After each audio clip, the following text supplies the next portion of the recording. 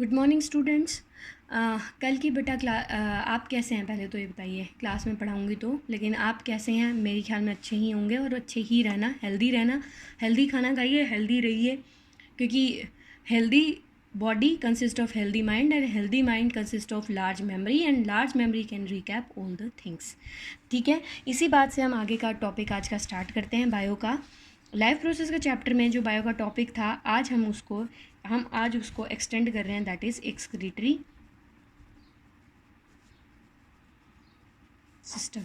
Excretory system में बेटा, कल मैंने आपको एक्सक्रीटरी सिस्टम में कंपोनेंट्स की बात करी थी कि किडनी प्रेजेंट होती है, यूरेटर प्रेजेंट होता है, यूरिनरी ब्लैडर प्रेजेंट होता है, यूरेथ्रा प्रेजेंट होती है, इन सब के बारे में बताया था। आज हम एक्सक्रीटरी सिस्टम के डायग्राम के अंदर उनको पहले तो हम उनकी लेबलिंग करेंगे और लेबलिंग के साथ में फंक्शंस को मैं दोबारा से रिकैप करूँगी, जिसकी वजह से आपको याद हो जाएगा। देखिएगा, डायग्राम बनाते हैं excretory system in human being का।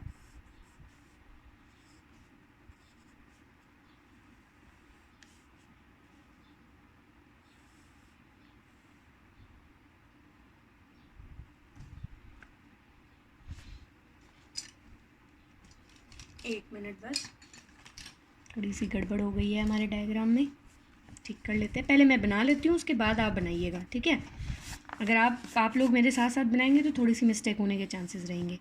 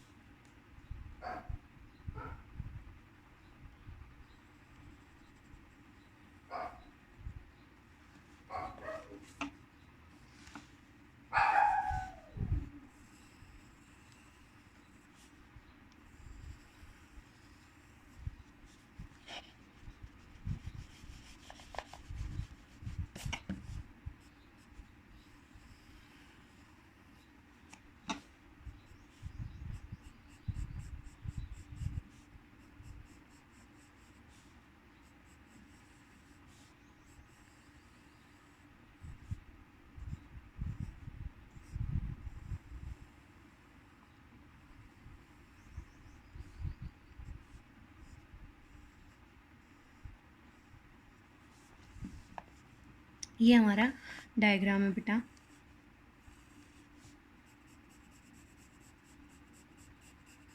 चीज़ों को थोड़ा सा हाईलाइट करूँगी, जिसकी वजह से थोड़ी सी क्लियर हो जाएंगी।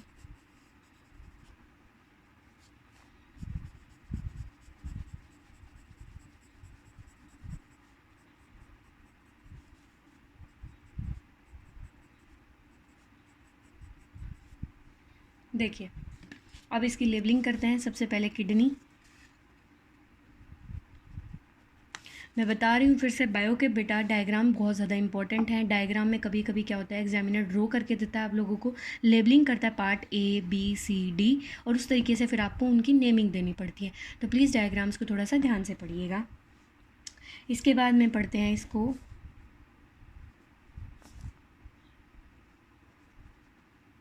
Renal vein. ये होगी हमारी एओर्टा। एओर्टा के बाद में ये हमारी जो शेडेड पोर्शन है, ये होगी वेना केवा। वेना केवा के बाद में जो हमने डार्क करा है, इसको हम बोलेंगे यूरेथ्रा, यूरेटर। यूरेटर के बाद में ये होगा बेटा हमारा यूरिनरी ब्लैडर।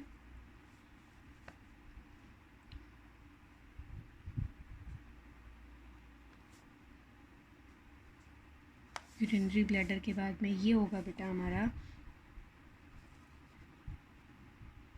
यूरेथ्रा। और kidney, sorry, left renal vein, और ये होगी हमारी राइट रीनल वेन।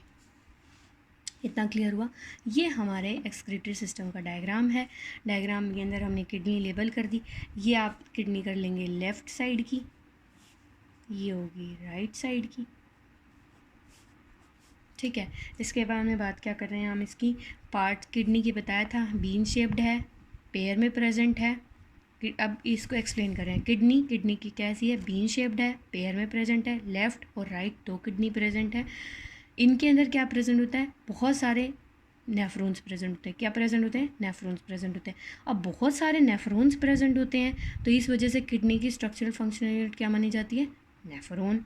नेफ्रॉन जब स्ट्रक्चरल फंक्शनल यूनिट मानी जाती है बेटा, तो उसका काम क्या होगा, यूरिन की फॉर्मेशन करना या ब्लड की प्योरीफिकेशन करना। क्या करना, ब्लड की प्योरीफिकेशन करना और यूरिन की फॉर्मेशन करना। अब यूरिन की जो फॉर्मेशन है वो नेफ्रॉन के अंदर तो हो गई। अब क्या होगा बेटा, ये यूरेटर जो है, ये यूरेटर जो है ये किससे निकल रही है, किडनी से निकल रही है। कहाँ से निकल रही है, किडनी से। तो जो यूरिन इस किडनी के अंदर प्रिपेयर हुआ है वो कौन लेके आएगा, यूरेटर। कौन लेके आएगा, यूरेटर। ट्यूब लाइक स्ट्रक्चर है और ड्रेन किस में कर देगा बेटा, यूरेनरी ब्लैडर। यूरेनरी ब्लैडर जो है वो कैसा है, मस्कुलर है और इसका जो भी रेगुलेशन जो होता है, इसकी ओपनिंग क्लोजिंग जो होती है वो ब्रेन के थ्रू होती है। और लास्ट यूरेथ्रा जो होती है ये कैसी होती है, ओपनिंग होती है बेसिकली, और ये ओपन होगा तो यूरिन इजैकुलेट आउट हो जाएगा। इतना क्लियर हुआ। अब बात आती है इनकी iota, renal vein, renal artery की। देखिए रीनल आयोटा, रीनल वेन की बात आती है, वेना के बात आती है, तो इसमें सिर्फ यही बात करनी है। आपको पता है आर्टरी जो होती है, आर्टरी जो होती है वो ऑक्सीजनेटेड ब्लड लेती है, मींस प्योरीफाइड ब्लड लेती है। वेन्स जो होती हैं वो डीऑक्सीजनेटेड ब्लड लेती हैं। तो इसी वजह से रीनल वेन जो है वो पहले किडनी में जाएंगी, वहाँ पे गंदा ब्लड देंगी और फिर जो फंक्शनिंग होगी वो आगे फर्दर प्रोसीड होगी। आपको कंफ्यूज नहीं होना, बस अभी इन लेबल पार्ट्स के बारे में आपको पता होना चाहिए कि कौन क्या काम कर रहा है और कहाँ पे प्रेजेंट है, सिर्फ इतना। और किडनी या हमारा एक्सक्रीटरी सिस्टम जो होता है ये कहाँ प्रेजेंट होता है, एब्डोमिनल कैविटी के अंदर। कहाँ प्रेजेंट होता है, एब्डोमिनल कैविटी के अंदर। ठीक है जी। इसके बाद में देखते हैं स्ट्रक्चर ऑफ किडनी। किडनी के स्ट्रक्चर के अंदर क्या क्या प्रेजेंट होता है, किडनी के स्ट्रक्चर के अंदर जनरली कैसे नेफ्रॉन अरेंज होता है, कैसे नेफ्रॉन की अरेंजमेंट रहेगी और कैसे नेफ्रॉन जो है वो यूरेथ्रा से कनेक्टेड रहता है, ये देखेंगे हम डायग्राम में। देखिएगा,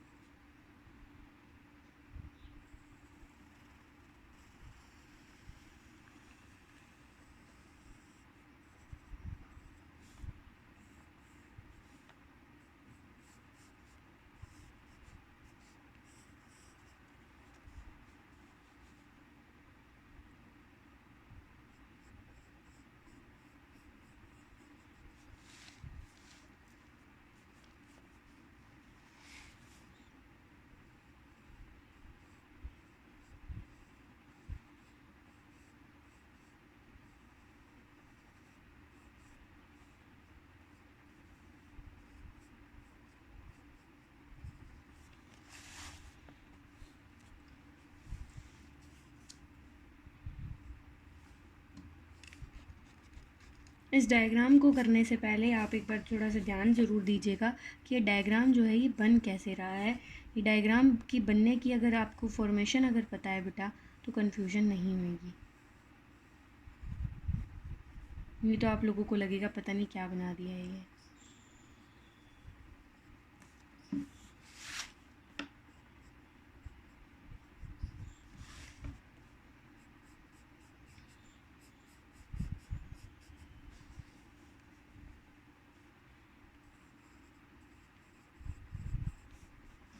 बनिया, देखिए अब क्या लेबलिंग करूँगी तो उससे आइडिया हो जाएगा। ये जो है हमारा जो मार्क किया है ये है नेफ्रॉन। क्या है ये, नेफ्रॉन। ऐसे बहुत सारे होते हैं ये। इसके बाद में आती है ये जो है हमारी ये वाली, ये है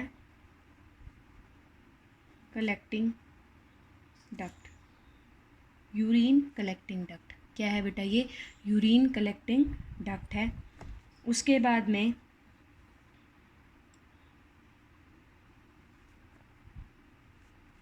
रीनल आर्टरी और रीनल वेन।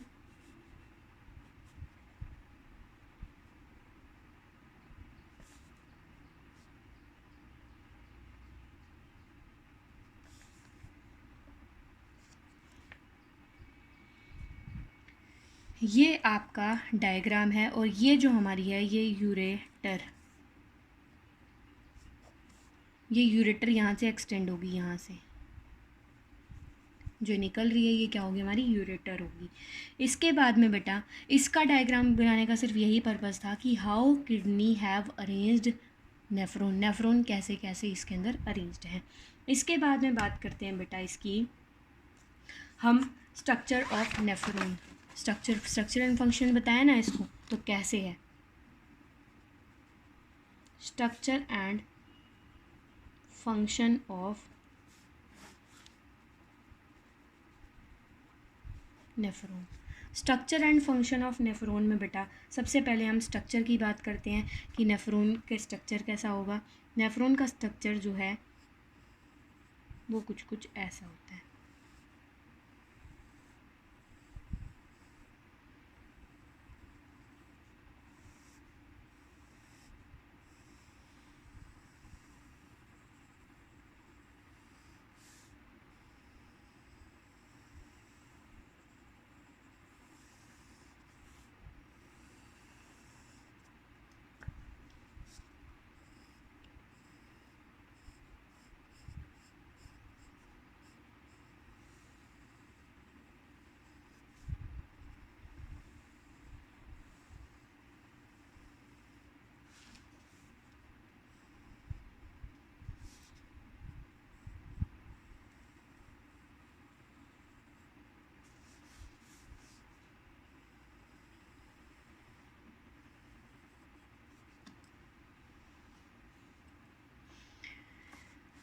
देखिए बेटा ये डायग्राम बन गया अब हमारा। इस डायग्राम को हम लेबल करेंगे। सबसे पहले लेबलिंग करने से पहले मैं बताऊंगी इसको बोलते हैं हम पहले एफरेंट रीनल आर्टरी। इसको क्या बोलते हैं हम? एफरेंट रीनल आर्टरी, जो कि ब्लड को लेके आएगी। एफरेंट रीनल आर्टरी, क्या है ये? Afferent renal artery. इसके बाद में आता है बेटा ये जो बना है, ये वाला जो पार्ट बना है इसको बोलते हैं हम ग्लोमेरुलस। क्या बोलते हैं इसको हम? ग्लोमेरुलस। ग्लोमेरुलस के नीचे होता है बोमेन्स कैप्सूल। क्या होता है? Bowman's capsule. बोमेन्स कैप्सूल के नीचे होता है पीसीटी, प्रॉक्सिमल कॉन्वोल्यूटेड ट्यूब्यूल। इसको बोलते हैं डीसीटी, डिस्टिल कॉन्वोल्यूटेड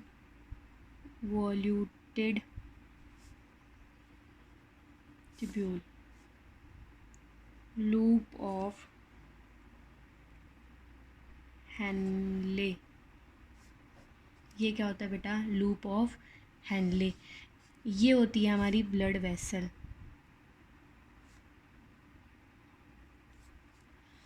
इसमें बेटा जो पार्ट्स होते हैं इनको हम डिफ़ाइन करते हैं तो उस टाइम पे क्या करते हैं, जो हमारा ये वाला पार्ट होता है, जो हमारा ये वाला पार्ट होता है बोमेन्स कैप्सूल तक का पार्ट होता है, इसको हम बोलते हैं फिल्ट्रेशन यूनिट।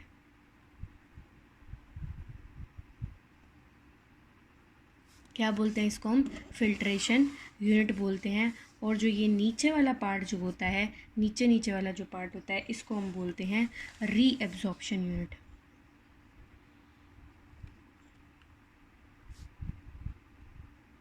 क्या बोलते हैं इसको हम? रीएब्जॉर्प्शन यूनिट बोलते हैं। इतना क्लियर हुआ? ये होती है हमारी कलेक्टिंग डक्ट। ये हमारी क्या होगी? कलेक्टिंग डक्ट होगी। देखिए अब बात करते हैं नेफ्रॉन का। जब स्ट्रक्चर हम डिफ़ाइन करते हैं तो सबसे पहले बात करते हैं कि डिफरेंट डिफरेंट पार्ट्स की एक्सप्लेनेशन की बात करते हैं कि डिफरेंट डिफरेंट पार्ट्स जो होती हैं उनका एक्सप्लेनेशन कैसे करेंगे। सबसे पहले आते हैं efferent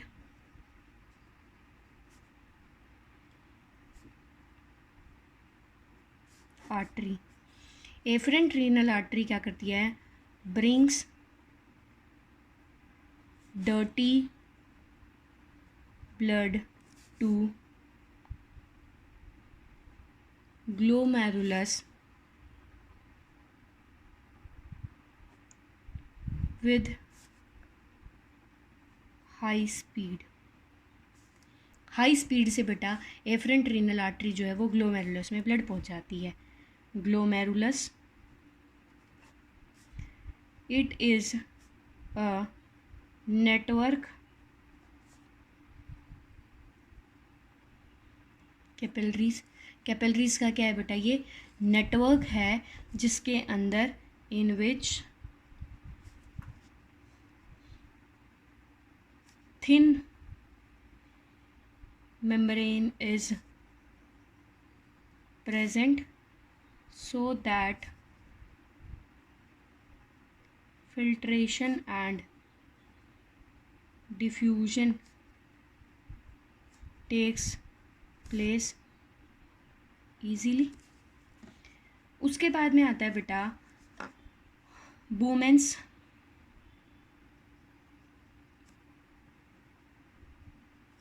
Bowman's capsule. It is a cup-like structure.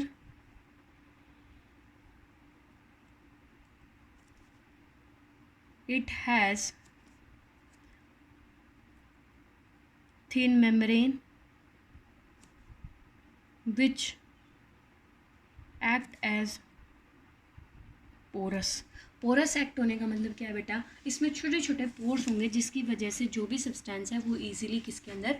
बोमेंस capsule के अंदर एंटर कर जाए। इस वजह से इसको हम क्या बोलते हैं? बोमेंस कैप्सूल बोलते हैं। It is present just below the glomerulus, या फिर क्या बोल सकते हो? It carries glomerulus. इसके अंदर क्या प्रेजेंट होता है बेटा? ग्लोमेरुलस प्रेजेंट होता है। ये तीनों की तीनों, ये दोनों जो हमारी हैं ग्लोमेरुलस एंड बोमेंस कैप्सूल, ये हमारी कैसी हैं बेटा? Filtration unit. कैसी हैं ये? हमारी फिल्ट्रेशन यूनिट है। इसके बाद में अगर एक्सप्लेन करते हैं हम पीसीटी, ये जो बाकी बचेगा इसको हम बोलेंगे रीनल ट्यूब्यूल। बाकी जो है ये क्या होगा? Renal tubule. क्या होगा ये? Renal tubule. रीनल ट्यूब्यूल के अंदर आएगा पीसीटी। पीसीटी होता है प्रॉक्सिमल कॉन्वल्यूटेड ट्यूब्यूल। और इसको हम क्या बोलते हैं बेटा? इट इज़ सम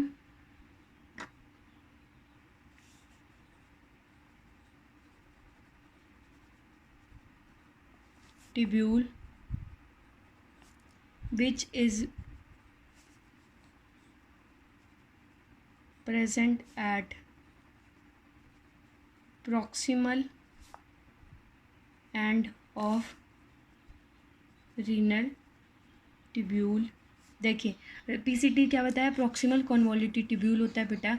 ये कुछ कॉन्वॉल्यूटेड ट्यूब्यूल यानी कुछ टेढ़ा मेढ़ा सा प्रेजेंट होता है, प्रॉक्सिमल एंड पे प्रेजेंट होगा। प्रॉक्सिमल मतलब प्रोमिनेंट, पहले वाले एंड पे, just below the Bowman's capsule, renal tubule के अंदर। अब ये पीसीटी का काम क्या है? It mainly reabsorbs all the useful materials like glucose, amino acids, proteins, water, ions etcetera, जो भी बॉडी के लिए यूजेबल है ये सारी की सारी चीज़ों को रीएब्जॉर्ब कर लेता है। और mainly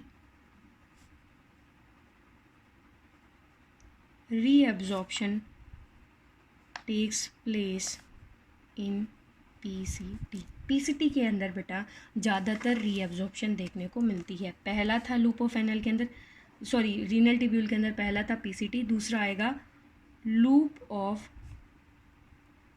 Henley. Loop of Henle जो है या हेनले जो है बेटा, इट इज़ यू शेप्ड। कैसा है ये? यू शेप्ड है, ट्यूब लाइक है, U shaped tube like, present just after the PCT. PCT को एक्सटेंड करके क्या बना बेटा? Loop of Henle. यहाँ पे सिर्फ वाटर इज रीएब्जॉर्ब्ड। क्या है? लूप ऑफ हेनल के अंदर water is reabsorbed and concentration of urine is regulated। Concentration जो यूरिन की है वो रेगुलेट की जाती है।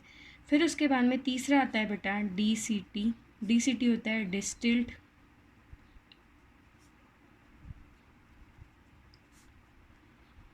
Tubule, distilled converted tubule. इसमें क्या होता है बेटा? Basically no absorption, but in extreme cases only some ions and water is, और वही it is present at the distilled end of nephron. कहाँ प्रेजेंट है बेटा? ये distil end of the nephron पे प्रेजेंट है। और बताया इसका फंक्शन क्या होता है। लास्ट आता है इसका collecting duct.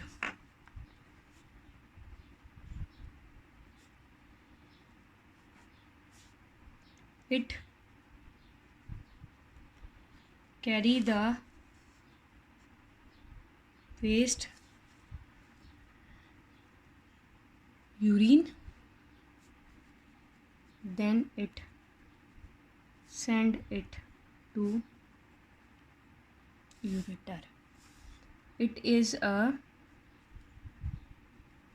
tube like structure and end part of nephron. इस तरीके से बेटा आप अपने नेफ्रॉन को क्या करेंगे? लेबल करे हुए को आप उसको डिफाइन करेंगे। इसके साथ में मैंने आपको एक ब्लड वेसल का नहीं बताया। ब्लड वेसल तो आपको पता है ब्लड कैरी करेगी। इफरेंट ब्लड वेसल का नहीं बताया। इफरेंट ब्लड वेसल क्या करेगी बेटा? प्योरीफाइड ब्लड को कैरी करेगी। इफरेंट ब्लड वेसल क्या करेगी? प्योरीफाइड ब्लड को क्या करेगी? कैरी करेगी। लिख लीजिए यहाँ पे, efferent renal artery carry FIDE blood. Efferent artery जो होगी बेटा वो कैसा कैरी करेगी? प्यूरिफाइड ब्लड को कैरी करेगी। इसके बाद में बात करते हैं इसकी, अब आता है how urine is formed. How urine is formed में क्या होगा बेटा? इसमें स्टेप्स होते हैं। बेसिकली स्टेप्स कौन कौन से होंगे? जैसे कि एफरेंट ब्लड वेसल यानी renal artery brings dirty blood. क्या होगा? यूरिन कैसे बनेगा? एफरेंट ब्लड वेसल जो होगी बेटा वो क्या करेगी? ब्रिंग करेगी क्या? डर्टी ब्लड को। अब वो डर्टी ब्लड जो है बेटा वो कहाँ रीच करेगा? द डर्टी ब्लड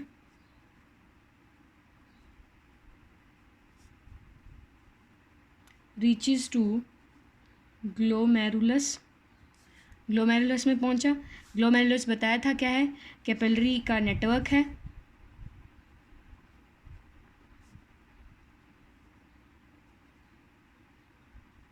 कैसा नेटवर्क है, कैपिलरीज का नेटवर्क है।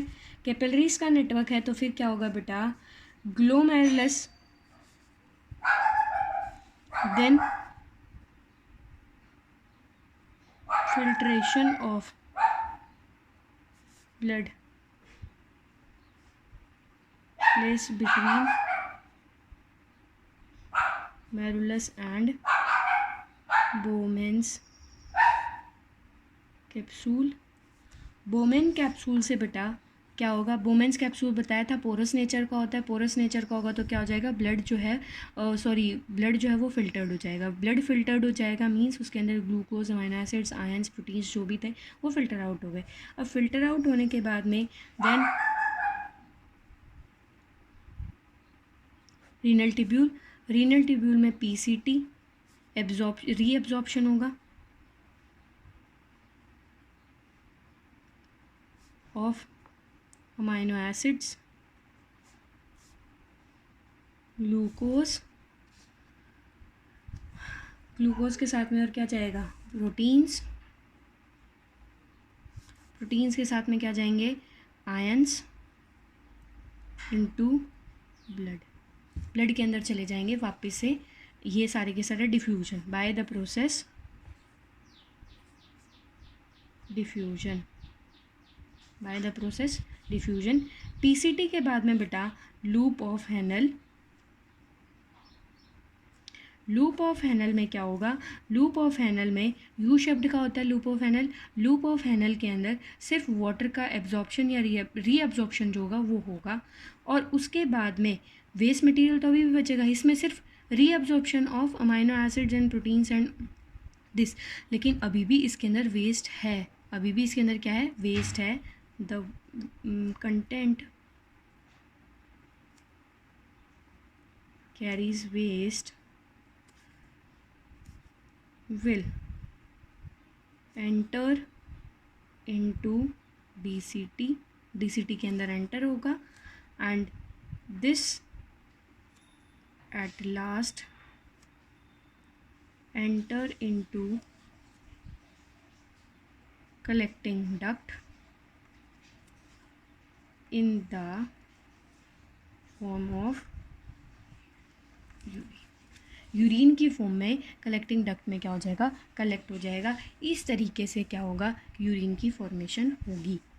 यूरिन की फॉर्मेशन जो है बेटा, और यूरिन की फॉर्मेशन तो हो गई, लेकिन जो हमारा यूरिनरी ब्लैडर था, जो मैंने यूरिनरी ब्लैडर बताया था, वहाँ पे एक टर्म और बता रही हूँ मैं आपको, मिक्चूरेशन। क्या है, मिक्चूरेशन। मिक्चूरेशन होता है बेटा अर्ज ऑफ रिलीज ऑफ यूरिन, उसको हम क्या बोलते हैं, मिक्चूरेशन बोलते हैं। जो how regulation of urine, urine की कंसंट्रेशन को रेगुलेशन करने वाला जो पॉइंट है, ये कंट्रोल कोऑर्डिनेशन में बताऊंगी, वहाँ पे अच्छे से क्लियर हो जाएगा। दोबारा रिपीट कर रही हूँ, कंसंट्रेशन की रेगुलेशन वाला जो पॉइंट है वो मैं आपको कहाँ बताऊंगी, कंट्रोल कोऑर्डिनेशन बताऊंगी, क्योंकि उसमें हार्मोन्स की रिक्वायरमेंट है इस वजह से। चलिए आगे चलते हैं बेटा। Whenever the kidney failures takes place, whenever the kidney failure takes place,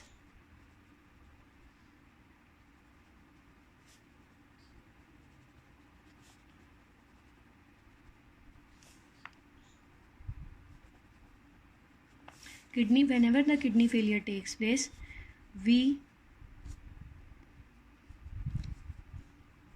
do dialysis. क्या करते हैं बेटा, हम डायलिसिस करते हैं, डायलिसिस करते हैं, या डायलिसिस डॉक्टर्स बेसिकली प्रेफर करते हैं किडनी फेलियर के टाइम पे।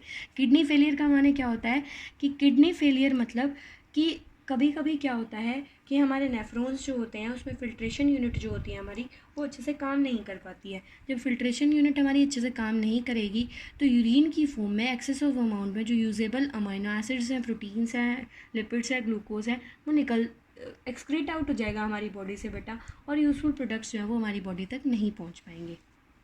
इस वजह से क्या होता है, एक किडनी फेलियर के टाइम पे हम डायलिसिस करते हैं और इस डायलिसिस के अंदर हम एक सेटअप लगाते हैं, that is artificial kidney.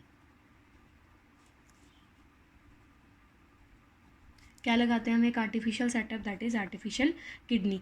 Artificial kidney जो होती है, इसको अगर हम डिफाइन कर दें तो क्या होगा, it is a device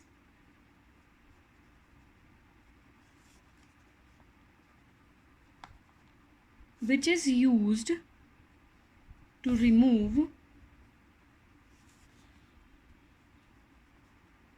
nitrogenous waste out from the blood। Blood से ब्लड की प्योरिफिकेशन की जाती है बेटा इस आर्टिफिशियल सेटअप में। इस आर्टिफिशियल सेटअप के अंदर क्या होता है, एक सेमी परमिएबल मेम्ब्रेन यूज़ की जाती है।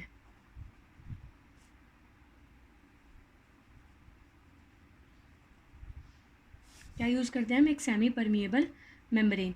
इसमें सेमी परमिएबल मेम्ब्रेन के साथ में जो सेमी परमिएबल मेम्ब्रेन होती है वो अरेंज्ड होती है ट्यूब्स के अंदर, अरेंज्ड इन ट्यूब्स। ये सेमी परमेबल मेम्ब्रेन जो होती है ये किसके अंदर अरेंज होती है, ट्यूब्स के अंदर अरेंज्ड होती है। अब देख लेते हैं आर्टिफिशियल किडनी का सेटअप। आर्टिफिशियल किडनी के सेटअप में ऐसा कुछ है नहीं, आपकी बुक में ज़्यादातर देखने को आपको मिल जाएगा इजीली। इसमें क्या है, ये बेटा हमारा हैंड है, हैंड में बेसिकली ये सेटअप लगाया जाता है। ये ब्लड ट्यूब्स जो होती हैं इनका नेटवर्क होता है।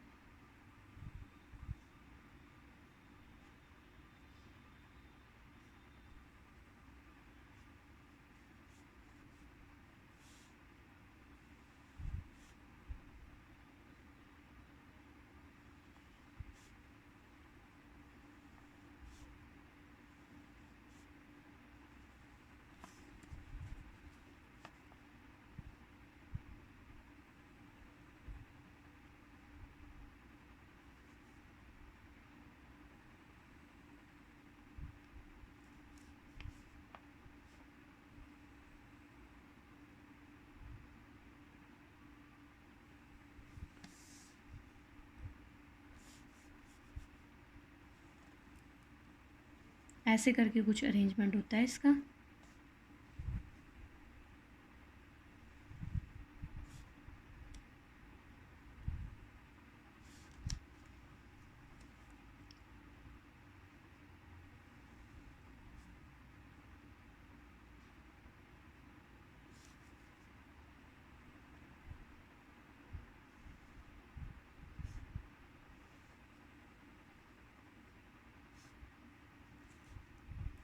और जो ये लास्ट वाली जो ब्लड वेसल, ये जो ट्यूब होती है बेटा, ये हमारी किससे अटैच हो जाती है, वापस हैंड से।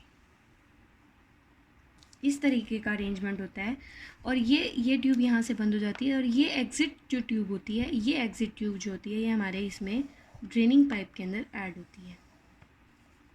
ड्रेनिंग की पाइप के अंदर ऐड होती है और इसके अंदर क्या होता है बेटा, हम इसमें ये जो हमारा सेटअप होता है, ये आर्टिफिशियल किडनी जो होती है, इसमें हम क्या यूज़ करते हैं, डायलिसिस सॉल्यूशन। क्या यूज़ करते हैं हम, डायलिसिस सॉल्यूशन। डायलिसिस सॉल्यूशन का मतलब जो कि क्या करे, सपोर्ट करे हमारे फिल्ट्रेशन प्रोसेस को।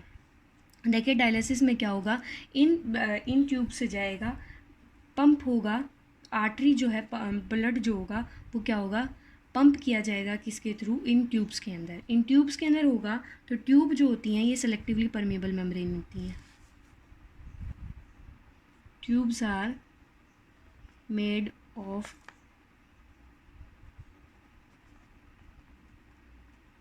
Selectively permeable membrane. इसके अंदर जो ये सेटअप है बेटा, इसके अंदर होता है डायलिसिस सॉल्यूशन। क्या होता है, डायलिसिस सॉल्यूशन। डायलिसिस सॉल्यूशन के बाद में जो ये नीचे एक्सटेंड होती है इस डायलिसिस सॉल्यूशन, ये डायलिसिस सॉल्यूशन ले भी तो गए कहीं से। डायलिसिंग सॉल्यूशन के लिए ये इनलेट पाइप होती है और यहाँ से हम क्या होता है, यहाँ से ब्लड जाएगा इन पाइप्स के अंदर। इन ट्यूब्स के अंदर जाने की वजह से क्या होगा, यहाँ पे ये सिलेक्टिवली परमेबल है, इन ट्यूब्स के अंदर क्या होगी, फिल्ट्रेशन होगी। फिल्ट्रेशन होने के बाद में जो फिल्टर ब्लड है बेटा वो हमारा किस में चला जाएगा, वापस हैंड के अंदर चला जाएगा। और जो ये इसके अंदर जो सोल्यूशन है, डायलिसिंग सोल्यूशन है, वो ये उसका फ्रेश रिजर्वोयर है।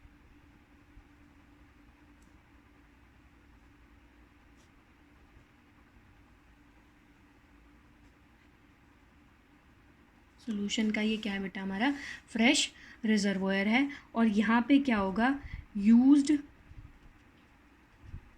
डायलिसिंग सोल्यूशन, मतलब जो ये ट्यूब ले रही हैं, यहाँ पे डायलिसिस हो रही है, जो वेस्ट होगा वो इसमें से एग्जिट आउट हो जाएगा और यहाँ से नया जाता रहेगा।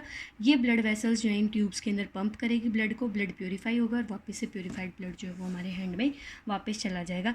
ये आर्टिफिशियल सेटअप होता है बेटा। और आर्टिफिशियल सेटअप के साथ में डायलिसिस को ही हम बोलते हैं वर्ड HAE, हीमो डायलिसिस। क्या बोलते हैं, हीमोडायलिसिस। जनरली कभी कभी क्वेश्चन कन्फ्यूजन करने के लिए एग्जामिनर हीमोडायलिसिस पूछता है डायलिसिस की जगह, तो हीमोडायलिसिस में भी आपको कुछ ज़्यादा टेंशन लेने की ज़रूरत नहीं है। सिर्फ यही बताना है कि हीमोडायलिसिस एक ऐसी प्रोसेस होती है जिसके अंदर हम ब्लड का प्योरीफिकेशन करते हैं whenever the kidney failure takes place by applying a setup that is artificial kidney. और आर्टिफिशियल किडनी के बाद में आप उसका बता देंगे कि आर्टिफिशियल किडनी के अंदर कैसे कैसे फिल्ट्रेशन होती है। इसके बाद में बेटा लास्ट टॉपिक आपके इस चैप्टर का बचता है, दैट इज़, हाँ इससे पहले एक बार बता दूं कि जैसे कि हम अपनी किडनी की बात करते हैं ना, जब किडनी जब हमारी नॉर्मल होती है तो वो लगभग 180 ml पर बेसिकली 180 लीटर लगभग वो ml 180 ml जो है वो बेसिकली क्या करती है, रिलीज़ करती है यूरिन को वो रिलीज़ करती है। लेकिन उसके साथ साथ में क्या होता है, कभी कभी 1 से 2 लीटर के लगभग, कभी कभी क्या होता है हमारी किडनी जब फेलियर हो जाता है तो उसकी वजह से क्या होता है, एक्सेस ऑफ यूरिन या फिर ना यूरिन आने की प्रॉब्लम हो जाती है जिसकी वजह से यूरिनेशन नहीं होता। तो इस वजह से भी डायलिसिस जो है वो प्रेफर की जाती है। इसके बाद में आता है बेटा excretion in plants. Excretion in plants के अंदर हम बात करते हैं कि डू प्लांट एक्सक्रीट। हम सोचते हैं कि यार प्लांट क्या एक्सक्रीट करते होंगे, नहीं, yes of course plants also excrete. Plant excrete करते हैं बेटा सब्सटेंसेस को। जैसे कि अब मैं बात करूँगी छोटे छोटे तरीके से बात करूँगी कि प्लांट्स जो हैं वो एक्सक्रीटरी मटीरियल क्या क्या होता है।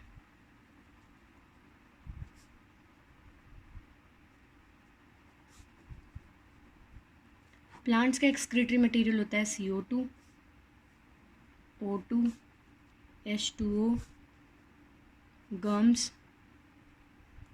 रेजिन्स, आयंस, और क्या हो सकती हैं, और क्या हो सकता है, लीव्स भी एक्सक्रीटरी प्रोडक्ट हो सकती हैं। कैसे, येलो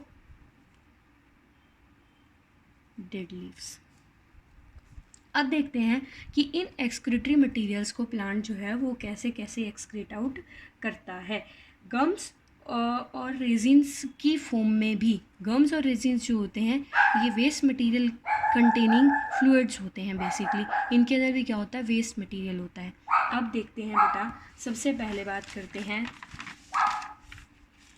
प्लांट जो होते हैं वो जैसे कि CO2, O2 को diffusion process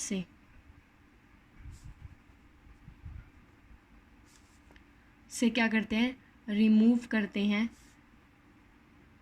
with the help of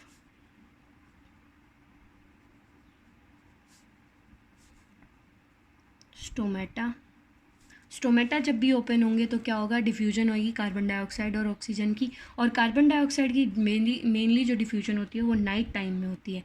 carbon dioxide की कब होती है, mainly at night time.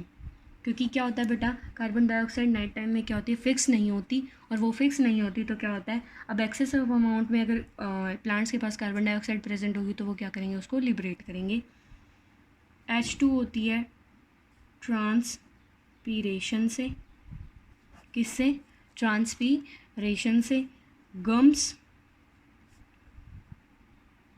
Resins जो होती हैं वो भी रिलीज़ होती हैं ऑन दी बार्क और स्टेम ऑफ प्लांट। मतलब बार्क या स्टेम के प्लांट, वो प्लांट के बार्क या स्टेम के आसपास जो होते हैं गम्स और रेजिन रिलीज़ करती हैं। आयंस रूट्स जो होती हैं वो सोयल में रिलीज़ करती हैं। और प्लांट जो है वो डेड और येलो लीव्स शेडिंग करता है। मींस येलो और जो डेड लीव्स होती हैं उनकी भी क्या कर होती है, शेडिंग होती है, क्योंकि उन येलो लीव्स के अंदर क्या प्रेजेंट होता है बेटा, वेस्ट मटेरियल प्रेजेंट होता है। Dead and yellow leave shedding which contain waste material of plant। Hope so यहाँ पे आपका चैप्टर जो है बेटा ये कंप्लीट हो जाता है, दैट इज़ लाइफ प्रोसेसेस। लेकिन लाइफ प्रोसेसेस तो चैप्टर कंप्लीट हो गया, लेकिन लाइफ प्रोसेसेस के साथ में बेटा मैं आप लोगों से एक उम्मीद करती हूँ कि आप लोग उसके क्वेश्चंस को ज़रूर से ज़रूर करेंगे, क्योंकि बेटा अगर येलो क्वेश्चंस ब्लू क्वेश्चंस और एक्सरसाइज के क्वेश्चन आप लोग नहीं करेंगे तो आप लोगों को इवेलुएशन करने में प्रॉब्लम होगी कि आप लोगों को क्या आता है क्या नहीं आता, क्योंकि इस चैप्टर में लर्न करने का एक्चुअल में बहुत ज़्यादा है। दूसरी बात आज दोबारा से बता रही हूँ, शायद पहली बार बोल रही हूँ या दूसरी बार बोल रही हूँ, इतना ध्यान नहीं है मुझे। बायोलॉजी की जान होते हैं डायग्राम्स, तो डायग्राम्स को आप नहीं भूलेंगे और डायग्राम्स को ही याद करेंगे और उनकी लेबलिंग को याद करेंगे। उन लेबल्ड पार्ट के फंक्शंस भी आपको याद होने चाहिए। बोर्ड एग्ज़ाम के बिहाफ पे हर एक छोटी छोटी चीज़ जो है बेटा वो इस चैप्टर की इम्पोर्टेंट है। और अभी आप लोगों के पास टाइम है, स्कूल भी नहीं जाना होता। ये सारी की छोटी छोटी जो माइनर चीज़ें हैं, चाहे वो केमिस्ट्री की हों चाहे वो बायो की हों, आप लोग उनको चैप्टर्स को डिटेल में पढ़ के उन माइनर चीज़ों को हाईलाइट कर सकते हो, क्योंकि यही माइनर चीज़ें जो होती हैं ये फर्दर आपके लिए प्रॉब्लम क्रिएट करती हैं, either in the form of MCQ, either in the form of assertion reasons, either in the form of one word questions. So please I am requesting you to do your homework willfully and willfully and truthfully। अगर आप लोग ये काम अच्छे से करेंगे तो आप लोगों को फ्यूचर में कोई प्रॉब्लम नहीं आएगी। Tata, bye bye, take care, stay home, be healthy and eat healthy, drink healthy and drink fresh. Okay, bye bye.